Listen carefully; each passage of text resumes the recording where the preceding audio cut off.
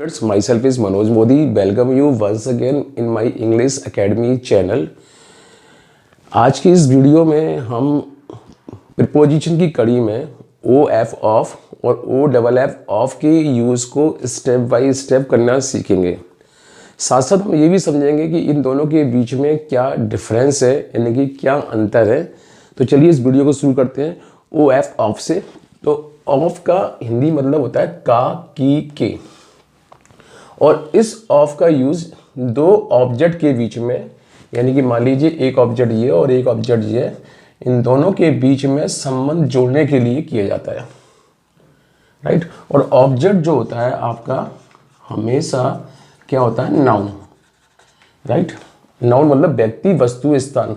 तो यदि दो व्यक्तियों का, दो वस्तुओं का, दो स्थान का, या व्यक्ति का वस्तु से, वस्तु का व्यक्ति से यदि आपको संबंध जोड़ना होगा तो हम ऑफ का यूज़ करेंगे। तब उस कंडीशन में ऑफ का जो मतलब होगा वो होगा का, की, के, राइट। फॉर एग्जाम्पल जैसे मैं लिखा हुआ है this is the house of Ram. अब इस सेंटेंस में आप देखेंगे राम यहाँ पे एक ऑब्जेक्ट है और हाउस यहाँ दूसरा ऑब्जेक्ट है। अब इन दोनों को आपस में मैंने ऑफ से रिलेट किया है। ऑफ से रिलेट किया मतलब इन दोनों का आपस में मैंने ऑफ से संबंध जोड़ दिया है। मतलब मैंने बता दिया है कि ये जो मकान है, ये मकान किसका है, राम का है। तो मकान का मतलब हाउस का राम से संबंध बताने के लिए हमने यहाँ ऑफ का यूज़ किया है। तो this is the house of Ram, यानी कि ये राम का मकान है। यहाँ ऑफ का मतलब का निकल रहा है। इसी तरीके से ही reached on the 5th of June।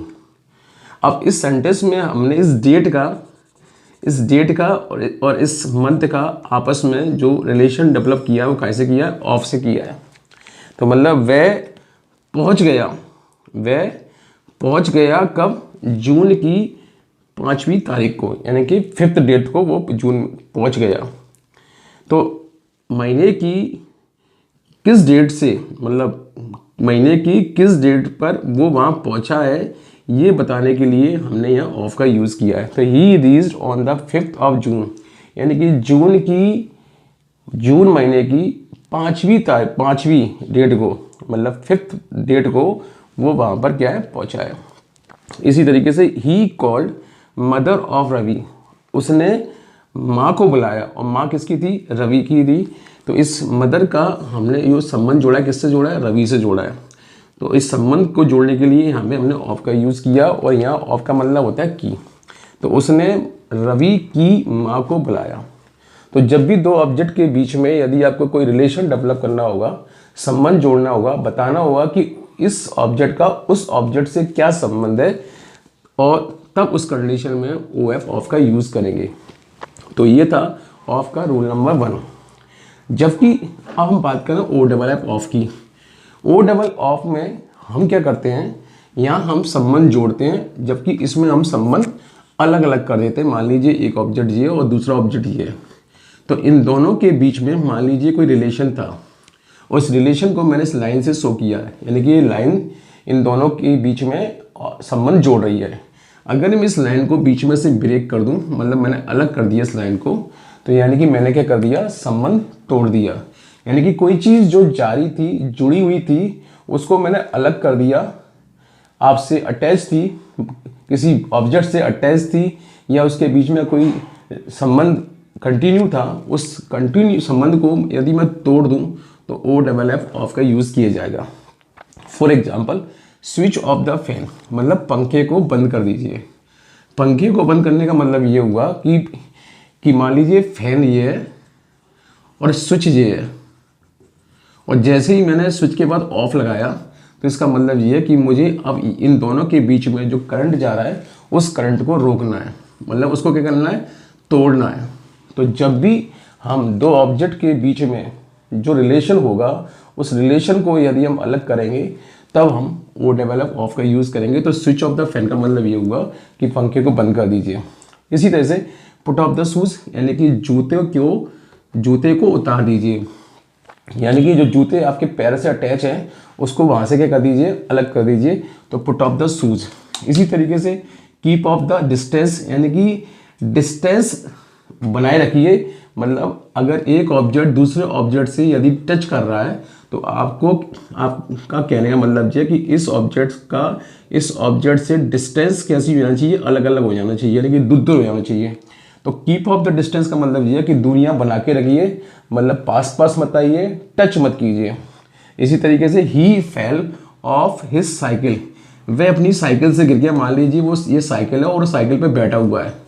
मान लीजिए कोई ये ऑब्जेक्ट ए है और ये साइकिल पे बैठा हुआ है, और जैसे ही वो इस साइकिल से यहाँ आ जाता है, यानी कि अलग हो जाता है, यानी कि गिर जाता है, तो ये अलग हो गया। तो जब भी कोई ऑब्जेक्ट किसी दूसरे ऑब्जेक्ट से अलग हो जाएगा, पहले वो साइकिल पे बैठा था, यानी कि साइकिल पे वो साइकिल को टच कर रहा था, लेकिन जैसे ही वो साइकिल से गिरेगा तो वो साइकिल से कैसा हो जाएगा, अलग हो जाएगा। तो यानी कि ऑब्जेक्ट कैसा हो गया, अलग हो गया, संबंध क्या हो गया, टूट गया। तो जब भी संबंध अलग होगा तो हम ओ डबल एफ ऑफ का यूज़ करेंगे। तो ही फेल ऑफ हिज साइकिल, इसका मतलब ये हुआ कि वह साइकिल से गिर पड़ा और साइकिल से क्या हो गया, अलग हो गया। इसी तरीके से example number 5, take your hands off the table, take your hands off the table. अब मैंने यहाँ पर ऑफ लगा दिया, इसका मतलब ये था कि मेरे जो हाथ थे पहले टेबल पर रखे हुए थे, छू रहे थे, टच कर रहे थे, लेकिन जैसे ही मैंने ऑफ लगाया तो इसका मतलब ये हुआ कि मुझे अपने हाथ टेबल से क्या करने हैं, दूर रखने हैं, अलग करने हैं, यानी कि उसका टेबल से संबंध क्या करना है, अलग करना है।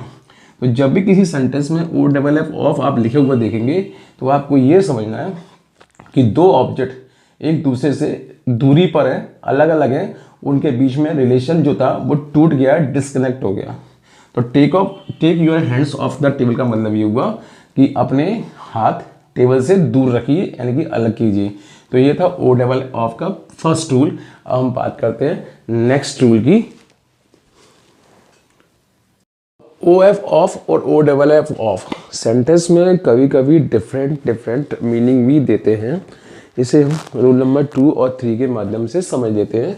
तो पहले बात करते हैं ओ एफ ऑफ की।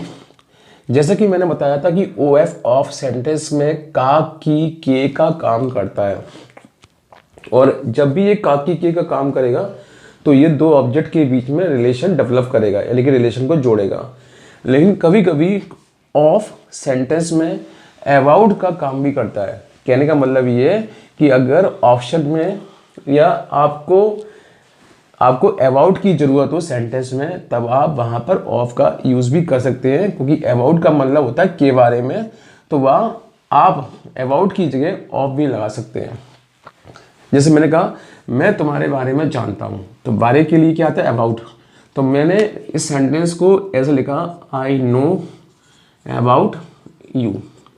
अब मान लीजिए मुझे अबाउट याद नहीं आ रहा, या मान लीजिए ये क्वेश्चन एग्जाम में आया है और अबाउट ऑप्शन में नहीं है, तब मैं इस सेंटेंस को ऐसे भी लिख सकता हूँ, आई नो ऑफ यू। तो यानी कि कहने का मतलब ये है कि ये जो सेंटेंस है आई नो अबाउट यू, इस सेंटेंस को आप ऐसे भी बोल सकते हैं और लिख सकते हैं, आई नो ऑफ यू। तब यहाँ ये ऑफ जो है अबाउट का काम करेगा।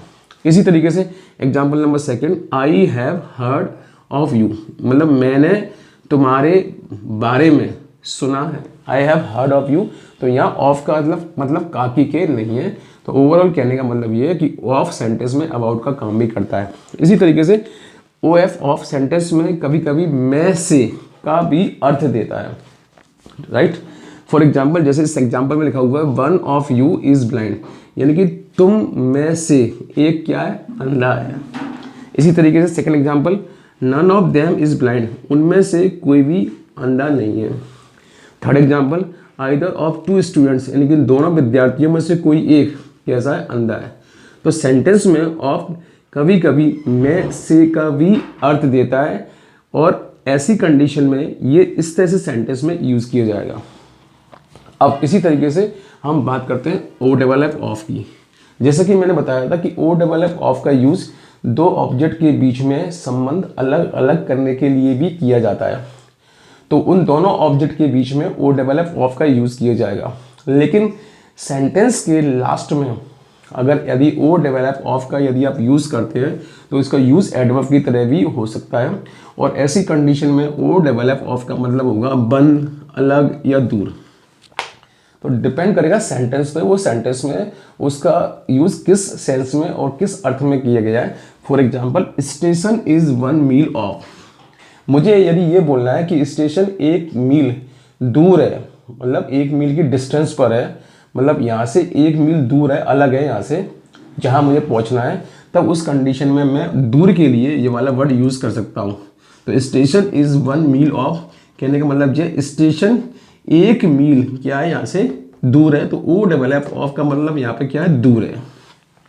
इसी तरीके से second example, his hands were cut off, उसके हाथ काट दिए गए, और काट के क्या कर दिए गए, अलग कर दिए गए, ओ डबल एफ ऑफ, मतलब हाथ काटे और काट के कैसे हो गए, वो अलग हो गए। तो ओ डबल एफ ऑफ का मतलब ये है कि उसके जैसे ही हाथ कटे वो हाथ कट के बॉडी से क्या हो गए, अलग हो गए। तो ओ डबल एफ ऑफ का मतलब अलग के सेंस में इस सेंटेंस में किया गया है। Third example, today office is of, today office is of, मुझे यदि आज ये बोलना है कि आज ऑफिस की छुट्टी है या ऑफिस बंद है, तब उस कंडीशन में मैं सेंटेंस को ऐसे भी बोल सकता हूँ, टुडे ऑफिस इज ऑफ। तो यहाँ ऑफ का मतलब क्या है, बंद है। तो ऑफ का यूज सेंटेंस में डिफरेंट डिफरेंट अर्थ के डिफरेंट डिफरेंट मीनिंग के सेंस में भी किया जा सकता है। ये थे ओ डबल एफ ऑफ के रूल। अब हम नेक्स्ट रूल देखेंगे। ऑफ का यूज़ कभी कभी सेंटेंस में फ्रॉम के सेंस में भी किया जाता है, मतलब ऑफ जो है फ्रॉम का कभी काम करता है। मतलब कहने का ये है, अगर किसी सेंटेंस में आपको लग रहा हो कि आपको से के लिए फ्रॉम की ज़रूरत है, क्योंकि फ्रॉम का मतलब होता है से, तब उस कंडीशन में आप ऑफ का यूज़ भी कर सकते हैं। For example, Scindia comes of A royal family, यानी कि सिंधिया जो परिवार है वो कहाँ से आता है, एक रॉयल फैमिली से आता है, मतलब रॉयल फैमिली से बिलोंग करता है। तो ऑफ का यूज़ फ्रॉम के सेंस में भी किया जा सकता है, और फ्रॉम का यूज जैसा कि आप जानते हैं स्रोत यानी कि स्टार्टिंग सोर्स बताने के लिए किया जाता है। स्टार्टिंग सोर्स का मतलब ये है कि कोई चीज़ कहाँ से शुरू हुई है, कोई ऑब्जेक्ट कहाँ से शुरू हुआ है, ये बताने के लिए हम ऑफ फ्रॉम का यूज़ करते हैं। तो फ्रॉम के सेंस के लिए हम कभी कभी ऑफ का यूज़ भी सेंटेंस में कर सकते हैं, जैसे कि इस एग्जाम्पल में मैंने बताया था, Scindia comes of A royal family, यानी कि सिंधिया परिवार जो है वो रॉयल परिवार से क्या करता है, बिलोंग करता है, यानी कि वहाँ से वो आता है। अब रूल नंबर 5, डेथ यानी कि मृत्यु की कंडीशन में अगर किसी सेंटेंस में लिखा हुआ है डाई, डाई मतलब मरना, तो डेथ की कंडीशन में हम अलग अलग प्रिपोजिशन का यूज़ करते हैं। अगर कोई व्यक्ति फीवर से मरता है तो ओ एफ ऑफ का यूज़ करते हैं। नेचुरल रीजन यानी कि प्राकृतिक कारण, जैसे अटैक से, हंगर से मर गया है तो ऑफ आएगा। कंट्री के लिए मरा है यानी देश के लिए मरा है तो फॉर आएगा। और किसी चीज़ के लिए मरा है तो फॉर आएगा। वाहन से मरा है यानी किसी गाड़ी से मरा है तो वाई आएगा। लड़ाई के मैदान में मरा है तो इन आएगा। किसी के साथ मरा है तो बित आएगा।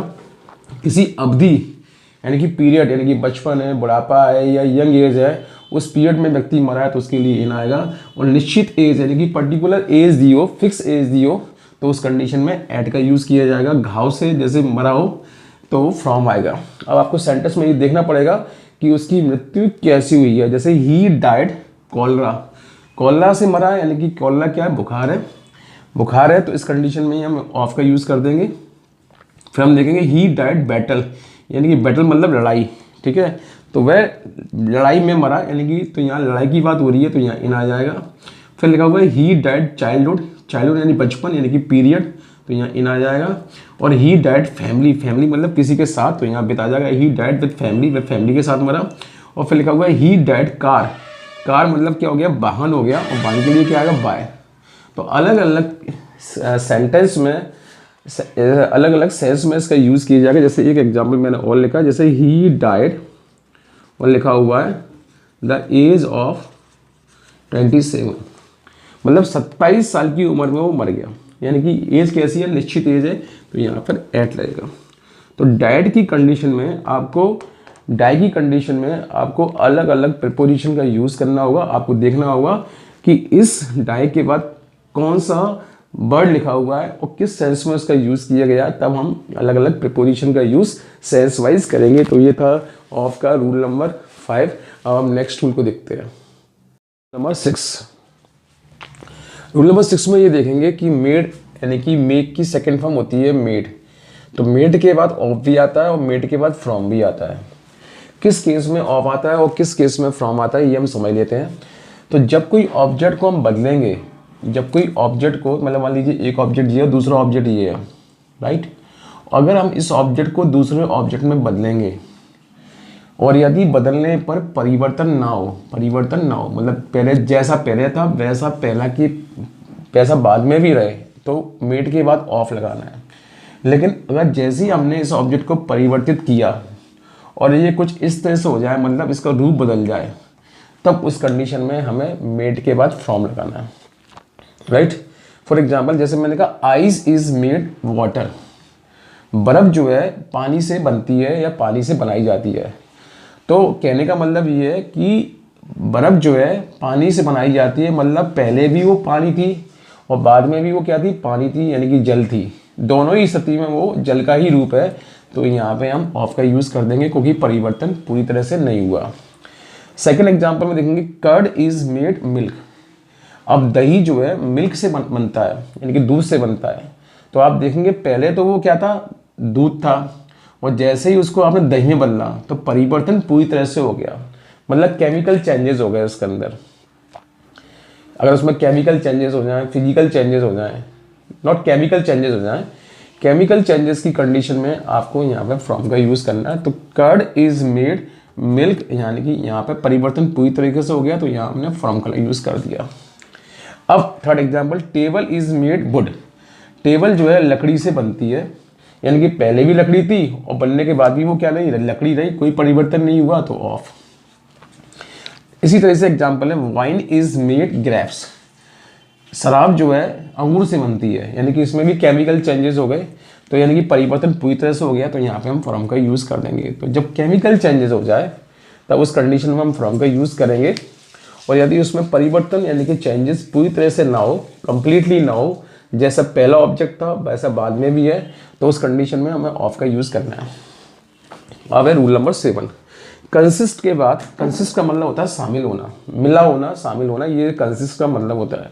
तो कंसिस्ट के बाद ऑफ भी लगाते हैं और कंसिस्ट के बाद इन भी लगाते हैं। किस केस में कंसिस्ट के बाद ऑफ आएगा, किस केस में कंसिस्ट के बाद इन आएगा, वो हम देख लेते हैं। तो कंसिस्ट के बाद ऑफ जब आता है जब कोई ऑब्जेक्ट किसी दूसरे ऑब्जेक्ट के अंदर शामिल होता है, और कंसिस्ट के बाद इन जब आता है जब कोई चीज़ किसी चीज़ के अंदर होती है, यानी कि उससे वो आती है। मैं से आना, या मैं से आना, या मैं होना, राइट। तो जैसे मान लीजिए कि ये रूम है और इस रूम में 4 विंडो हैं, राइट। तो आप देखेंगे ये विंडो जो है इस रूम के अंदर शामिल है, तब इस कंडीशन में हम ऑफ का यूज़ करेंगे। जैसे एग्जांपल लिखा हुआ है दिस रूम कंसिस्ट 4 विंडोज़, तो यहाँ हमें ऑफ का यूज़ करना है। उसी तरीके से अवर फैमिली कंसिस्ट 6 मेंबर, मतलब मान लीजिए ये हमारी फैमिली का शेप है, तो मेंबर इसके अंदर शामिल है, तो हम यहाँ पे ऑफ का यूज़ करेंगे। लेकिन अगर कोई ऑब्जेक्ट किसी दूसरे ऑब्जेक्ट से निकल कर सामने आए, मान लीजिए ये कोई ऑब्जेक्ट है और इस ऑब्जेक्ट में से कोई दूसरा ऑब्जेक्ट निकल कर आए, बनकर आए, तब उस कंडीशन में हमें कंसिस्ट के लिए इन लगाना है, राइट। जैसे एग्जांपल लिखिए सक्सेस कंसिस्ट इंडस्ट्री। अब सक्सेस जो है, सफलता जो है, ये सफलता है, मान लीजिए ये सफलता है, सक्सेस है, ठीक है। और सक्सेस कैसे आती है, कठिन परिश्रम से आती है, इंडस्ट्री से आती है। तो इस कंडीशन में मतलब ये चीज़ इस चीज़ के अंदर से होकर आई है, निकल कर सामने आई है, तब इस कंडीशन में हम यहाँ पे इनका यूज़ करेंगे। कहने का मतलब ये है सफलता जो है कठिन परिश्रम का निचोड़ होती है, राइट। मतलब उसमें से निकल कर आती है, मतलब शामिल उसी के अंदर होती है, लेकिन उसके निचोड़ से वो सामने आती है, निकल के सामने आती है, तब उस कंडीशन में हम इनका यूज़ करेंगे। अब कुछ केस में ऑफ का यूज़ कुछ वर्ड्स के साथ बिल्कुल फिक्स है। ऐसे कौन कौन से वर्ड हैं जिनके बाद ऑफ का यूज़ फिक्स है, यानी कि फिक्स प्रपोजिशन, जिसे हम फिक्स प्रपोजिशन कहते हैं, उसे हम आगे पढ़ लेते हैं। तो हमें उन वर्ड्स को अच्छी तरह से समझ लेना है जिनके बाद ऑफ का यूज़ कंपटीशन में पूछा जाता है, और जिनके लिए आपको ये समझना है कि इन वर्ड्स के बाद ऑफ का यूज़ होता ही होता है। तो चलिए हम वो फिक्स प्रपोजिशन भी देख लेते हैं। केस में आपको ये याद रखना है, कुछ ऐसे वर्ड्स हैं जिनके बाद ऑफ का यूज़ फिक्स है। जैसे प्राउड के बाद आपको ऑफ लगाना ही लगाना है, जिसका मतलब होता है गर्व होना। अशेम के बाद ऑफ लगाना है, जिसके बाद मतलब होता है शर्मिंदा होना। टाइप काइंड शॉर्ट ऑफ के बाद हमेशा ऑफ लगाना है, जिसका मतलब होता है के प्रकार का। एफरेट के बाद फोन के बाद ऑफ लगाना है। एफ्रेड का मतलब होता है अफसोस होना, और फॉन्ड का मतलब होता है शौकीन होना। अवेयर के बाद, बोस्ट के बाद, वी वेयर के बाद, एक्यूज के बाद आपको ऑफ लगाना ही लगाना है। तो जब भी सेंटेंस में यदि आपको ये वर्ड दिख जाए तो आपको ऑफ का यूज़ एज ए प्रपोजिशन करना है। जैसे मैंने कहा he is fond playing chess, और मान लीजिए पेपर में ऐसे ऑप्शन में आता है ऑफ इन और बाय, तो आप देखेंगे इस सेंटेंस में फॉन्ड लिखा है और हम जानते हैं फॉन्ड के बाद क्या आता है, ऑफ आता है, तो हम यहाँ पे ऑफ लगा देंगे। तो इस सेंटेंस का मतलब ये है कि वह चेस खेलने का शौकीन है। सेंटेंस में कभी भी ये वाले वर्ड आपको दिख जाए, proud, ashamed, type, kind, short, afraid, fond, aware, boss, behaviour, accuse, तो इनके बाद ऑफ का यूज़ करना है। ऐसे और भी कई वर्ड्स हैं जो कंपटीशन में पूछे जाते हैं। मैंने अभी इस वीडियो में केवल कुछ ही वर्ड्स जो कि बहुत ही ज़्यादा इंपॉर्टेंट है, जनरली एग्जाम में पूछे जाते हैं, वो मैंने सारे के सारे यहाँ वर्ड लिख दिए। फिर भी कुछ वर्ड्स और रह जाते हैं, उसे आप एडवांस वीडियो में मैं आपके सामने आपको इस वीडियो के माध्यम से बताऊंगा। आई थिंक आपको ये ऑफ का और ओ डबल एफ ऑफ का यूज़ इस वीडियो के माध्यम से अच्छी तरह से समझ में आया होगा। अगर यदि आपको ये वीडियो पसंद आया हो तो वीडियो को लाइक कीजिए, चैनल पर नए हैं तो चैनल को सब्सक्राइब कीजिए और ज़्यादा से ज़्यादा अपने फ्रेंड्स को शेयर कीजिए। थैंक्स।